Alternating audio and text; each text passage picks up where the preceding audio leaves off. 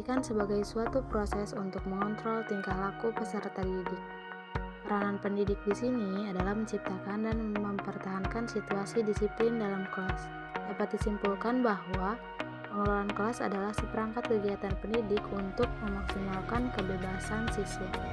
Tujuan pengelolaan kelas untuk peserta didik. Pertama, mendorong anak didik untuk mengembangkan rasa tanggung jawab terhadap tingkah laku yang mengontrol diri sendiri. Kedua, membantu anak didik untuk mengetahui tingkah lakunya yang sesuai dengan tata tertib di kelas dan memahami apa yang ditegur oleh pendidik adalah suatu peringatan bukan kemarahan. Kemudian, untuk membangkitkan rasa tanggung jawab dengan melibatkan diri sendiri dalam tugasnya dan pada suatu kegiatan yang dialami. Tujuan pengelolaan kelas untuk pendidik. Yang pertama, mengembangkan pemahaman dalam penyajian pembukaan pelajaran dengan lancar dan tepat.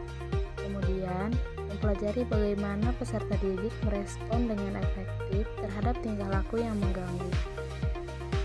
Memiliki strategi remedial kepada peserta didik yang lebih komprehensif supaya dapat digunakan dalam hubungannya dengan tingkah laku yang muncul di dalam kelas. Komponen keterampilan pengelolaan kelas. Yang pertama, keterampilan yang berhubungan dengan penciptaan dan pemeliharaan kondisi belajar yang optimal.